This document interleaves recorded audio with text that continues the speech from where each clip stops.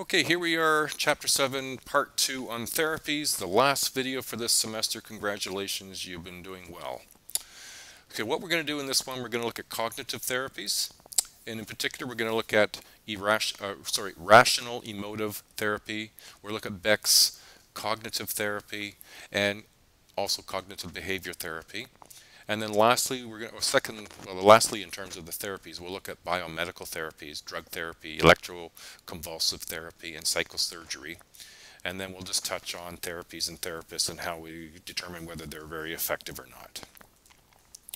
Okay, we're going to start off with cognitive behavioral approach. Well, this assumes that maladaptive behavior can result from irrational thoughts, beliefs, and ideas.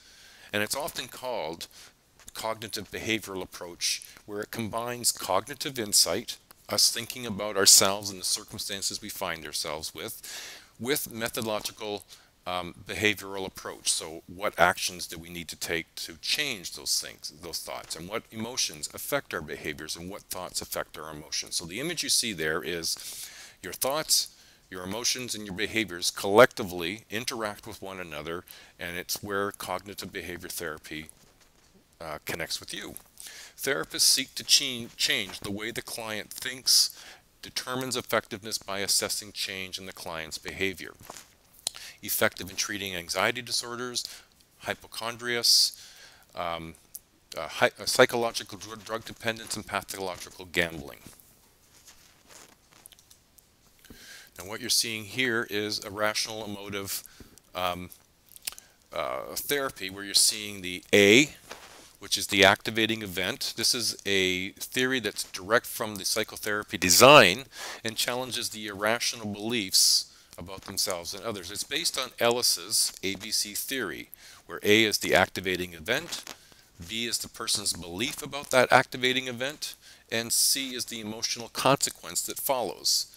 Ellis claims that it's not the event itself that causes the emotional consequence, but rather it's the person's belief about the event. So A does not cause C, B causes C. And what you see in the image there is the activating event. Harry asked Sally to the concert and was turned down without a reason. Harry believes Sally's refusal caused his upset, A causing C. The consequence, Harry was shocked, dejected, angry, and depressed. Now, Ellis's view of Harry's belief, as you see in the image there, is a little different. I'd ask you to look through that and see what that makes sense, see how that makes sense to you. It's a belief that is irrational, then the emotional consequence can be extreme distress. Ellis believes clients do not benefit from warm, supportive therapeutic approaches that do not address the irrational thoughts and the underlying problem. As the irrational beliefs are replaced, emotional reactions become appropriate and less distressing, even eventually leading to constructive behaviors.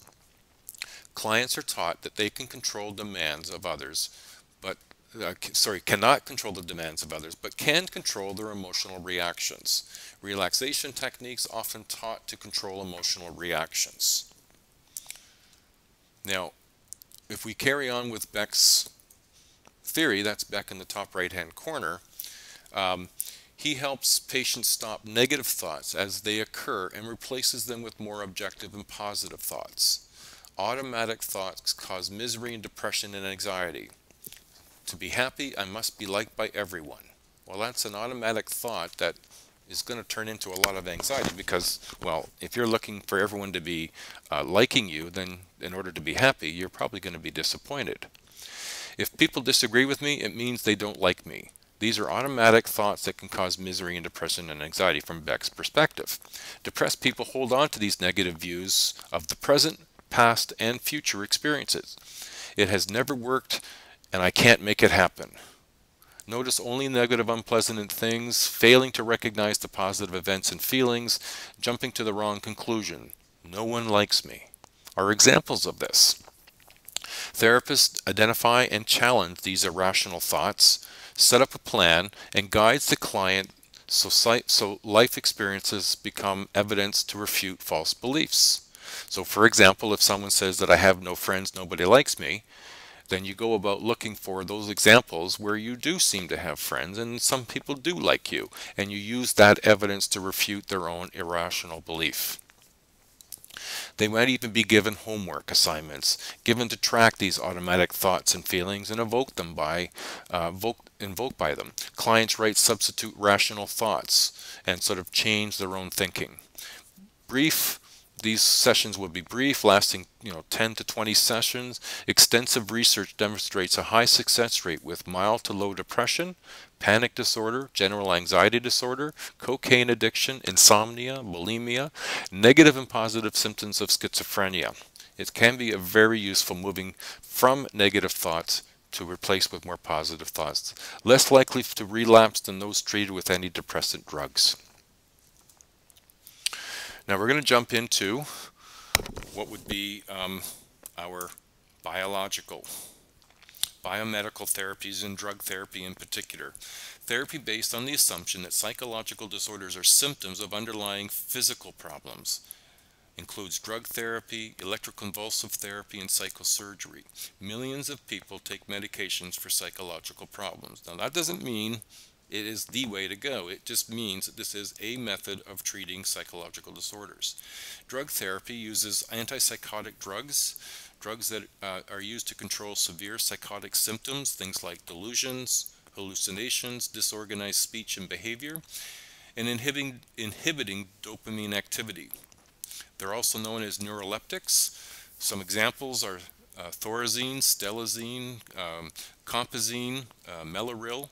As these are examples of neuroleptics. 50% of the patients have good responses. And a lot of what's really important to pay attention to with antipsychotics or any other medication for that matter is finding the therapeutic level within each individual person. So oftentimes they're having blood taken on a regular basis in order to determine how much of the medication is in the system and is it in a therapeutic range. If it is, then they maintain that range of support to see if the desired outcomes are happening. Now, if you don't go in for blood testing on a regular basis, then you don't know when you're getting too little or too much of the therapeutic level, which means you may not get the desired outcome. Long-term use may lead to tardive dyskinesia. This is a hallmark of overuse, will look a lot like what people describe as Tourette's syndrome. Twitching and jerking of the face and tongue and squirming movements, hands and trunk movements that are uncontrolled.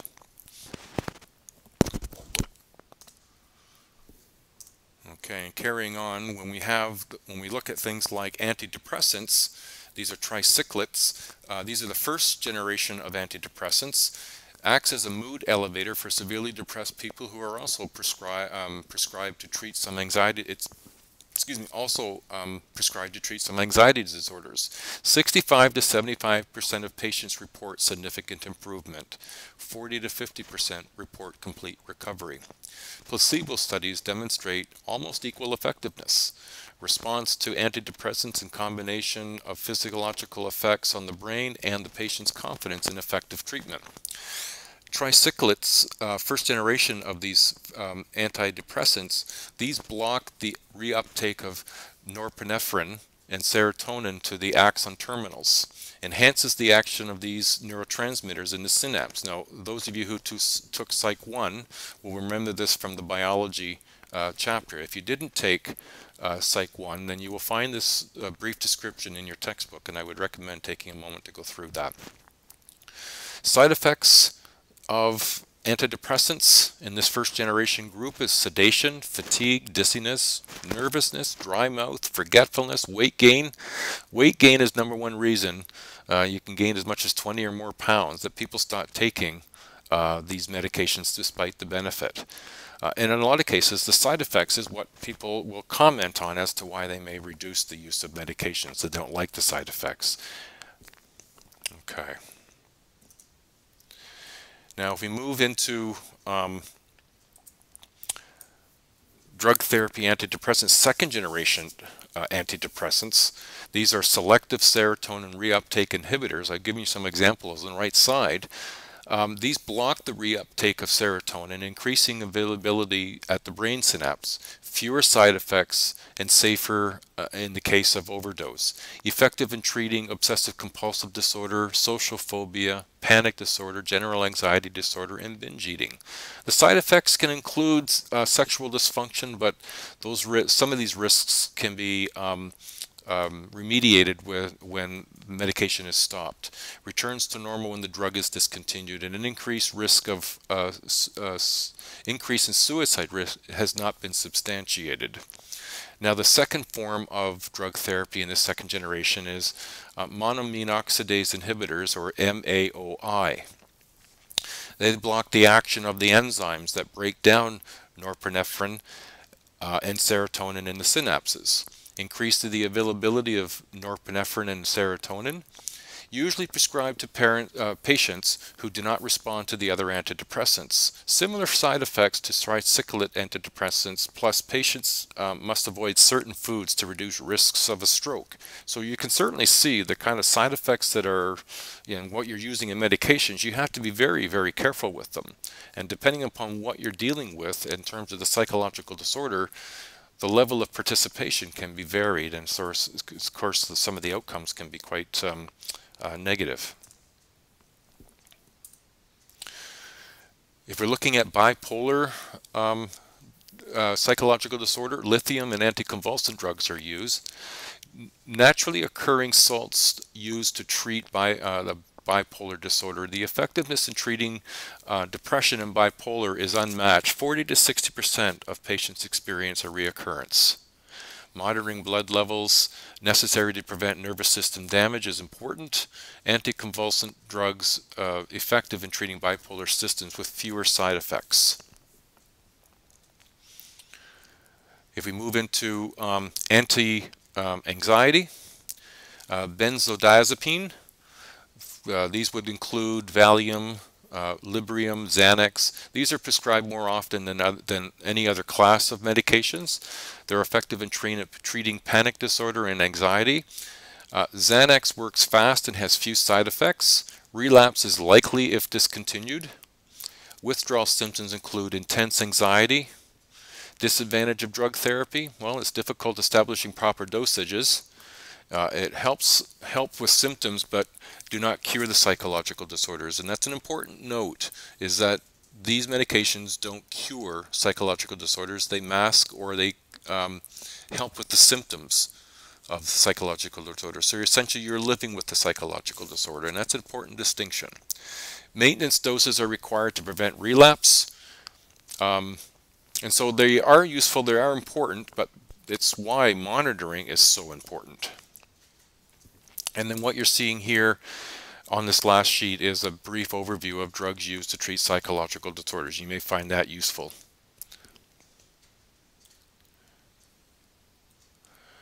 Now, this is maybe something you're not familiar with, and this is electroconvulsive therapy. Now, it was entertained quite early, many, many years ago, in the 20s and the 30s, and was much more common than it's been, but it has seemed to show a resurgence.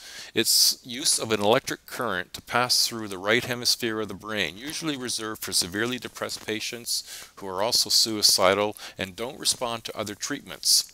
It's highly effective for major depression, and that's part of where it's been reintroduced for, but it's not for everybody, and not everybody wants to try it.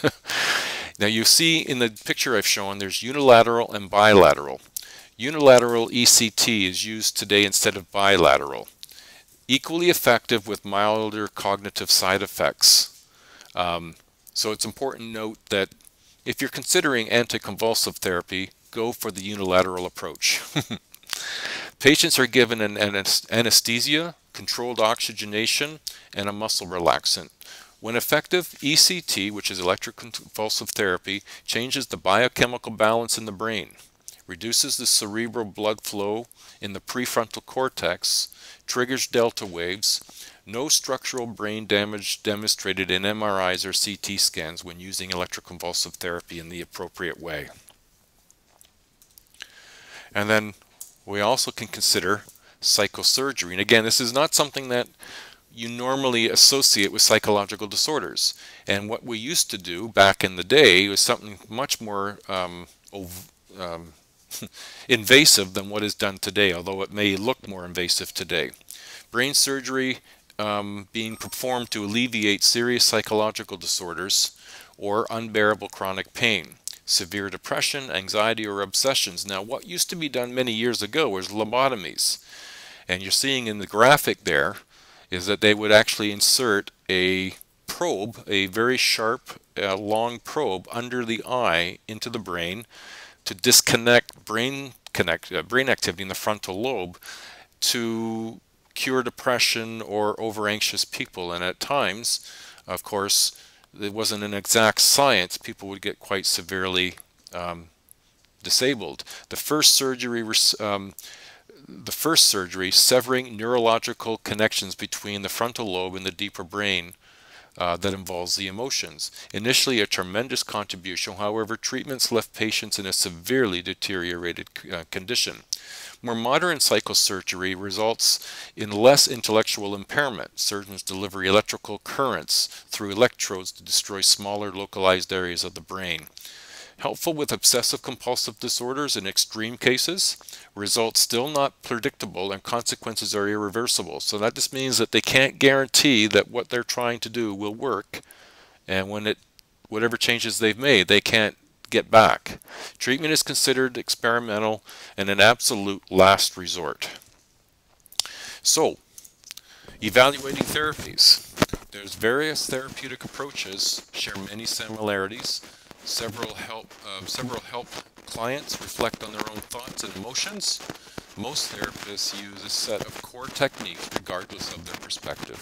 Specific elements distinguish therapeutic approaches from one another. Overall, psychotherapy is better than receiving no treatment. No one type of treatment is more effective than another. Behavioral therapies show slight overall advantage, and cognitive and interpersonal therapies show advantage for depression. Now, when you consider the patient's view of effectiveness, many believe that they benefit substantially from psychotherapy. Equally satisfied with psychologists, psychiatrists, or social workers in providing that support. The longer a patient is in therapy, the more he or she improves, and that's generally 6 months or more time. Patients taking Prozac or Xanax believe it helped them. Psychotherapy seems to work as well as psychotherapy plus drugs. So you'll find that a lot of people have different experiences. It's not an exact science as to which approach will work best. It's why it's important when looking for therapy to do interviews with different therapists to find what seems to fit you the best. All right, well, I hope you've enjoyed this chapter. I hope you've enjoyed this course. I've enjoyed being a part of it and look forward to having you in a class of mine again. All right, take care, everybody, and enjoy your summer. Bye now.